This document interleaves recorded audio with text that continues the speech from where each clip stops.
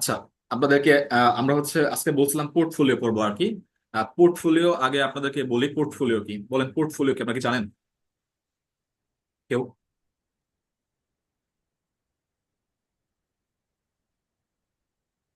না ভাই। ভাই তাহলে সমস্যা ভাই তো পড়ছিলাম ভুলে গেছি। আচ্ছা ঠিক আছে, তাহলে পোর্টফোলিও বা এটাকে বলা হয় আপনার ঝুঁকি বন্টন আর কি। ঠিক আছে, পোর্টফোলিও। পোর্টফোলিও মানে হচ্ছে ধরেন এই বিষয়টা মিন করে যে একটি পোর্টে বিনিয়োগ না করে একাধিক পোর্টে বিনিয়োগ করা আর কি। ধরেন লোক লাইক হচ্ছে এমন, ধরেন আপনার কাছে 1 কোটি টাকা আছে, হ্যাঁ। এখন আপনি এই 1 কোটি টাকা হচ্ছে, আপনি 1 কোটি টাকা দিয়ে ব্যবসা করতে চান বা বিনিয়োগ করতে চান। এখন আপনি আপনার 1 কোটি টাকাকে একটা প্রকল্পে বিনিয়োগ না করে একাধিক প্রকল্পে বিনিয়োগ করবেন। ধরেন আপনি এই 1 কোটি টাকার মধ্যে আপনি মনে করেন 60 লক্ষ টাকা দিয়ে মনে করেন একটা রেস্টুরেন্ট দিলেন। ঠিক আছে, 60 লক্ষ টাকা দিয়ে একটা রেস্টুরেন্ট দিলেন, আর বাকি 40 লক্ষ টাকা দিয়ে মনে করেন একটা হচ্ছে আপনি কাপড় দোকান দিলেন। তাহলে আপনার কাছে কয়টা বিজনেস হইলো বলেন তো?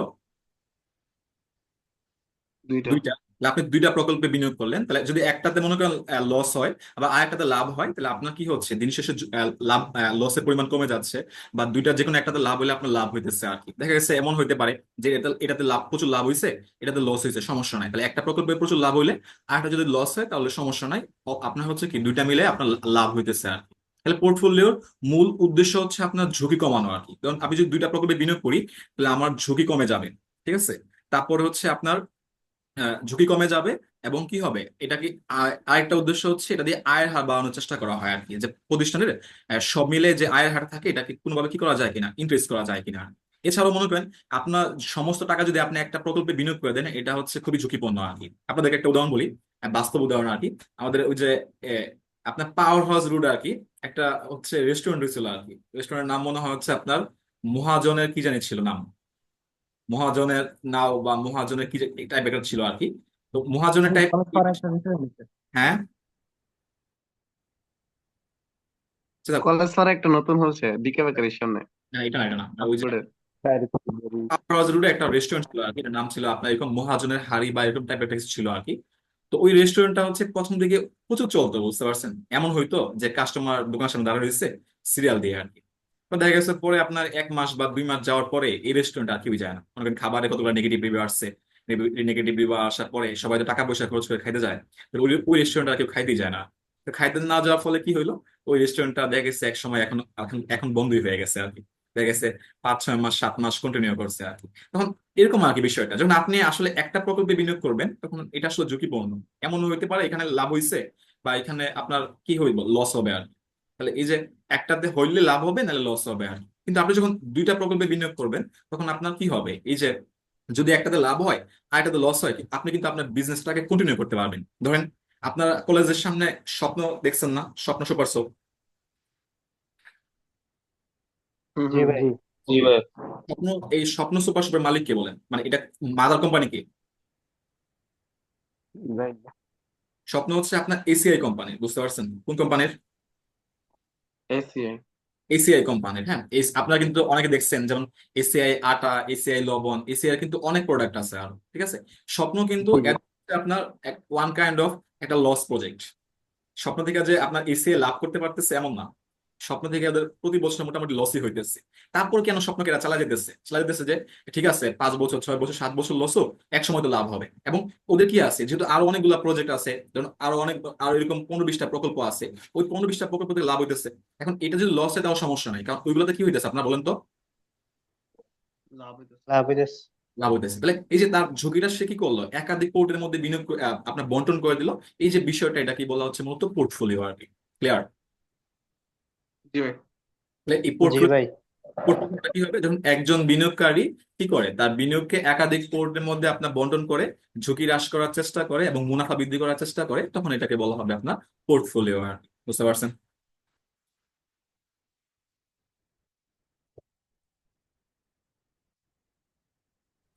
এটা বললো তো। জি ভাইয়া। হুম। আচ্ছা, তাহলে এই হচ্ছে আপনার বিষয় আর কি। তাহলে আমাদের, আমরা চলেন আমরা শুধু সেটা দেখি আর কি।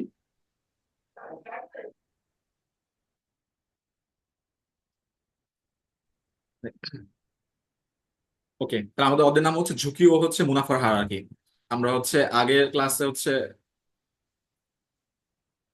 দুইটা সেট পড়ছিলাম। একটা সেট ছিল আপনার হচ্ছে যদি কি থাকে সম্ভাবনা দেওয়া থাকে, আর একটা সেট ছিল যদি সম্ভাবনা না দেওয়া থাকে আর কি। তাহলে আমরা আজকে পড়তেছি পোর্টফোলিও আর কি। তাহলে আমরা পোর্টফোলিও কিন্তু অলরেডি আমরা আলোচনা করছি। বিনিয়োগকারী যখন ঝুঁকি হ্রাস এবং মুনাফা বৃদ্ধি করার উদ্দেশ্যে আপনার কি করে, একটি প্রকল্পে বিনিয়োগ না করে একাধিক প্রকল্পে বিনিয়োগ করে তাকে পোর্টফোলিও বলে আর কি। বুঝতে পারছেন? জি বিনিয়োগকারী যখন আপনার কি করে ঝুঁকি হ্রাস ও মুনাফা বৃদ্ধি করার উদ্দেশ্যে একটি প্রকল্পে বিনিয়োগ না করে একাধিক প্রকল্পে বিনিয়োগ করে তাকে পোর্টফোলিও বলা হয় আর কি, বা পোর্টফোলিও বলে আর কি। ক্লিয়ার? জি ভাই। তাহলে পোর্টফোলিও আয়ের হারের যে সূত্রটা, পোর্টফোলিও আয়ের হারের সূত্র হচ্ছে আপনার এরকম আর কি, যে এখানে বলা আছে ইয়ার, ইয়ার মানে তো আমরা জানি আগে কি হবে, এক্সপেক্টেড রেট অফ কি হবে, আর পি মানে হচ্ছে পোর্টফোলিওকে মিন করে আর কি। তাহলে ইআরপি মানে হচ্ছে আপনার এই যে এখানে যে ইআরপি লেখা আছে, তাহলে ই মানে হচ্ছে এক্সপেক্টেড, আর পি মানে হচ্ছে রেট অফ পোর্টফোলিও আর কি। পোর্টফোলিও থেকে আমরা যে হারে আয় প্রত্যাশা করি আর কি, এটা সূত্র হচ্ছে W1 ইন্টু হচ্ছে R1 প্লাস হচ্ছে W2 ইন্টু হচ্ছে R2। R1 R2 আমরা জানি না। জি আর ওয়ান জি ভাই। আর ওয়ান মানে কি বলেন তো? এখানে এখানে আর প্রথম ওয়ান, বছর আয়ের হার। আচ্ছা এখানে আর প্রথম ওয়ান বছর আয়। মূলত আমরা সরি একটু কারেকশন করি আর কি। এখানে WA RA, W WB RB, ঠিক আছে? এখানে বছর হয় না মূলত, এখানে প্রকল্প নিয়ে আলোচনা করা হয় আর কি। আপনার হচ্ছে এই RA যদি হয় এর মানে হচ্ছে আপনার আহ, আর এ প্রকল্পের আয়ের হার আর কি। হ্যাঁ, আবার যদি বলা হয় আরবি, আরবি মানে হচ্ছে আপনার বি প্রকল্পের আয়ের হার আর কি। বুঝতে পারছেন? যেমন এরকম লেখাটা হবে এরকম আর কি, যে আর এ মানে হচ্ছে রেট অফ এ, মানে হচ্ছে আপনার এ প্রকল্পের আয়ের হার। আর আরবি, আরবি মানে হচ্ছে কি হবে, বি প্রকল্পের আয়ের হার আর কি। ক্লিয়ার? জি ভাই ডাব্লিউটা কি ডাব্লিউ? ডাব্লিউটা বলতেছি, ডাব্লিউ ডাব্লিউটা বলতেছি আপনার আরটা বুঝতে পারছেন? জি জি ভাই। এখানে হচ্ছে আপনার বছর বলবে না, এখানে প্রকল্প বলবে আর কি। যেমন বলবো প্রকল্প এর আয়ের হার, প্রকল্প বি এর আয়ের হার। তাহলে প্রকল্প এর আয়ের হারকে প্রকাশ করা হয় এরকম ভাবে আর কি, আর এ। তাহলে প্রকল্প এর আয়ের হার, আর আরবি মানে হচ্ছে কি প্রকল্প বি এর আয়ের হার। ক্লিয়ার?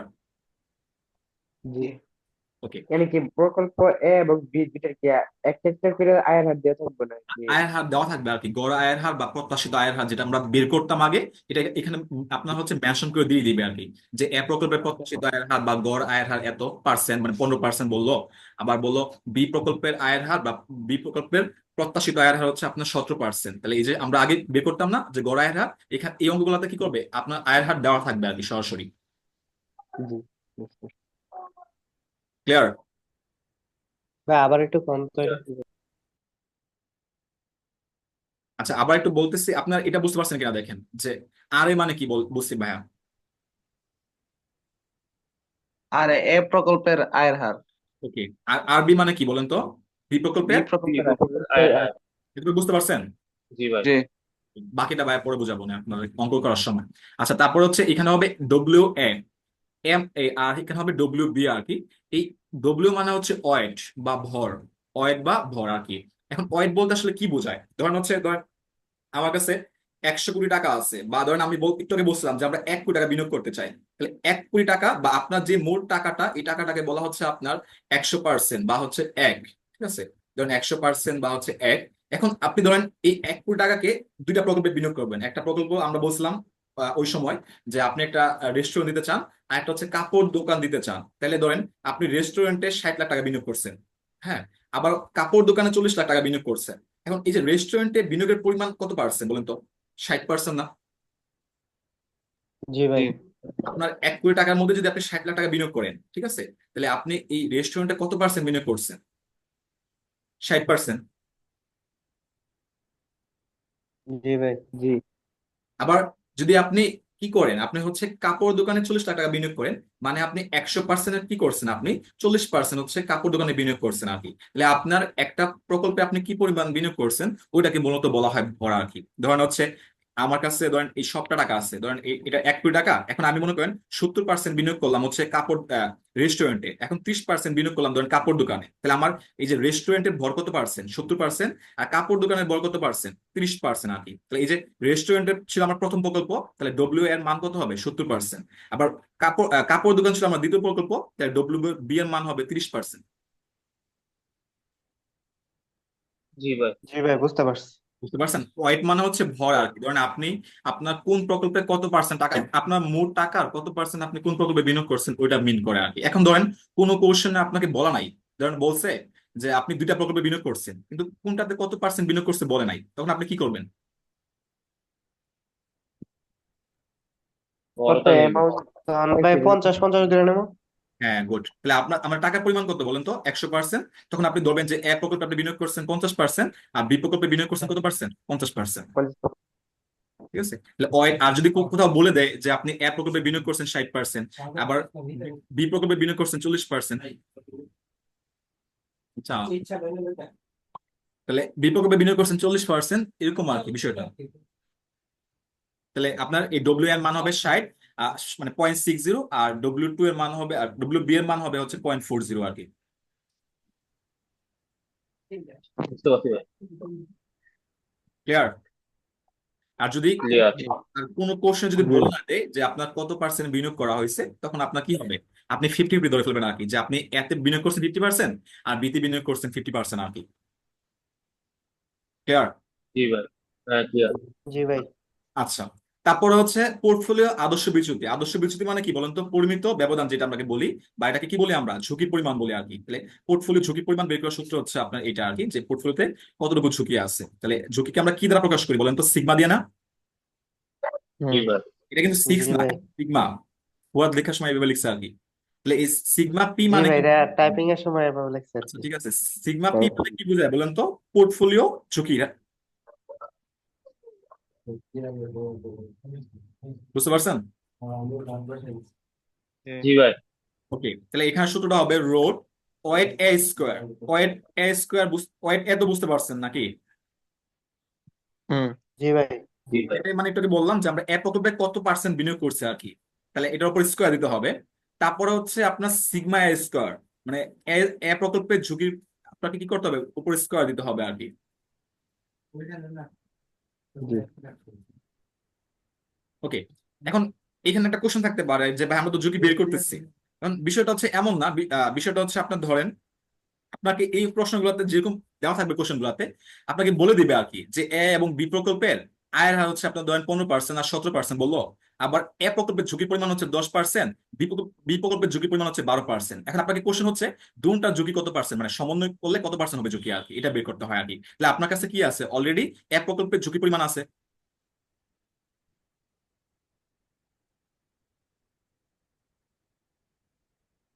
জি ভাই। বুঝতে পারছেন? আবার কি আর আছে? ভাই আবার একটু বলেন তো। ওকে, আপনাকে এই কোশ্চেন মানে পোর্টফোলিওর কোশ্চেনে আপনাকে ঝুঁকি বলে দিবে আর কি। যেমন বলবে এ প্রকল্পের ঝুঁকি পরিমাণ হচ্ছে 10%, আর বি প্রকল্পের ঝুঁকির পরিমাণ কত পার্সেন্ট? 12% লিখছি আমরা এখানে। ক্লিয়ার? 100%। 12% লিখলাম যে এ প্রকল্পের ঝুঁকির পরিমাণ 10% আর বি জি ভাই। প্রকল্পের পরিমাণ হচ্ছে 12% আর কি। তাহলে আমরা তো আলাদা আলাদা ঝুঁকি জানি। এখন বলতেছে তাহলে আপনারা যে দুইটা প্রকল্পে বিনিয়োগ করছেন আপনাদের ঝুঁকি, এখন দুটা প্রকল্প মিলে আপনাদের ঝুঁকির পরিমাণ কত? মানে আমরা পোর্টফোলিও মানে কি বোঝায় যে একাধিক প্রকল্পে বিনিয়োগ করলে আমাদের ঝুঁকিটাকে কি করি? আমরা হ্রাস করার চেষ্টা করি। এখন আমাদেরকে চেক করতে হবে আসলে ঝুঁকি কমছে না আসলে বাড়ছে। তাহলে আমাদের দুটা মিলে ঝুঁকি কতটুকু আমরা বের করতে হবে। তাহলে আমাদের কাছে কিন্তু ইন্ডিভিজুয়ালি এ প্রকল্পের ঝুঁকির পরিমাণ আমরা জানি। এ প্রকল্পের ঝুঁকির পরিমাণ কত পারছে? ইয়া 10%। 10%। বা বি প্রকল্পের ঝুঁকির পরিমাণ কত পার্সেন্ট? 12%। 12%। 12%। ওকে, তাহলে আপনাকে কোশ্চেনে কি বলা থাকবে? ঝুঁকির পরিমাণ বলা থাকবে আর কি। তাহলে সূত্রটা হবে এরকম আর কি, ওয়েট এ স্কোয়ার ইন্টু হচ্ছে সিগমা এ স্কোয়ার। তাহলে সিগমা এ স্কোয়ার মানে হচ্ছে এ প্রকল্পের ঝুঁকি। হুম। ওকে, তারপর হচ্ছে ওয়েট বি স্কোয়ার ইন্টু হচ্ছে সিগমা বি স্কোয়ার। তাহলে ওয়েট বি স্কোয়ার মানে বিতে আমরা কি পরিমাণ বিনিয়োগ করছি, আর সিগমা বি স্কোয়ার মানে হচ্ছে আপনার কি বি প্রকল্পের ঝুঁকির পরিমাণ। ক্লিয়ার? জি। ইন্টু টু, ইন্টু প্লাস হচ্ছে 2 into weight A into weight B into sigma into হচ্ছে আর এ বি।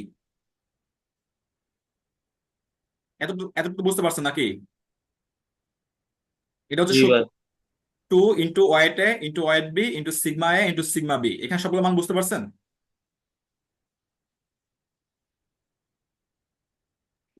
জি। বুঝতে না পারলে বলেন, সমস্যা নাই। না ভাই বুঝছি।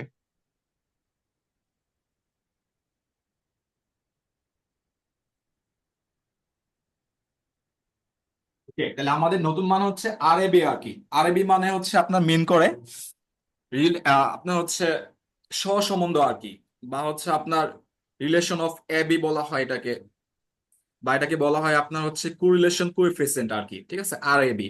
আরএবির নামটা হচ্ছে আপনার সহসম্বন্ধ। এই সহসম্বন্ধ আপনাকে কোশ্চেনে বলে দিবে আর কি, যে সহসম্বন্ধের পরিমাণ কত। এখন সহসম্বন্ধ বলতে আসলে কি বোঝায়? যে বোঝায় দুইটার মধ্যে যে পরিবর্তনশীলতা আছে বা পরিবর্তন হওয়ার যে পসিবিলিটি আছে, এটাকে বোঝায় হচ্ছে আরএবি দিয়ে আর কি। আরএবি মান হচ্ছে আপনার +1 থেকে -1 এর মধ্যে থাকে আর কি। যেমন +1 হইতে পারে, বা এরকম হইতে পারে 0.80, তারপর হচ্ছে 0.70, মনে করেন সর্বোচ্চ 1 পর্যন্ত থাকবে আর কি। -1 পর্যন্ত চলে যেতে পারে আর কি। ঠিক আছে। ওকে, আর আরআইবি মানে বোঝায় দুটি চলকের মধ্যে সম্পর্কের পরিমাপ, যা দেখায় তারা একসঙ্গে কিভাবে পরিবর্তিত হয়, মানে কিভাবে পরিবর্তন পরিবর্তন হইতে পারে। এই যে সম্পর্কটা প্রকাশ করে, এটাকে বলা হচ্ছে আপনার আরএবি আর কি। বুঝতে পারছেন? বা আপনাকে সহজ ভাষায় যদি বলি, ধরেন আপনি একটা কাপড় দোকান দিচ্ছেন, শীতের কাপড় দোকান। কিসের দোকান দিচ্ছেন?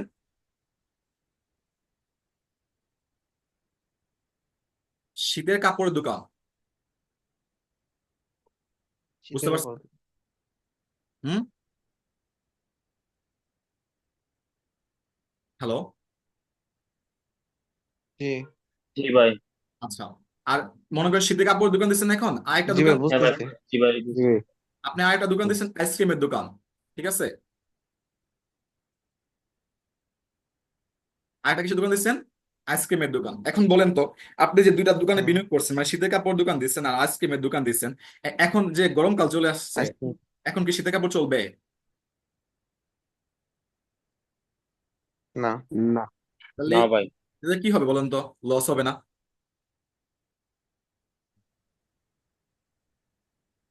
হুম। আবার কি আপনি যে গো, লাল বাত। আইসক্রিমের দোকান দিচ্ছেন, লাল বাতি। ওকে, আপনি যে আইসক্রিমের দোকান দিচ্ছেন, এখন গরমকাল আসছে, আইসক্রিম কিন্তু খুবই ভালো চলবে, তাহলে আপনার কি হবে বলেন তো? লাভ হবে। তাহলে দেখেন, আপনার দুইটা প্রকল্পের মধ্যে একটার মধ্যে কি হচ্ছে, লস হইতেছে, আবার একটাতে অনেক বেশি লাভ হইতেছে আর কি। তাহলে এদের যে পরিবর্তনের যে বিষয়টা দেখেন, একটা হচ্ছে আপনার নেগেটিভ, আবার আরেকটা হচ্ছে কি বলেন তো, পজিটিভ আর কি। এখন দুটাকে আপনি যদি মিলান, তাহলে এদের পরিবর্তনটা কি মানে একই রকম না, মানে সমান দিকে না আর কি, উল্টা দিকে আর কি। তো এটার আনুমানিক মান হতে পারে -1। মানে এদের পরিবর্তনের যে বিষয়টা, একটা হচ্ছে লাভ হবে, একটা লস হবে, উল্টা না পুরা?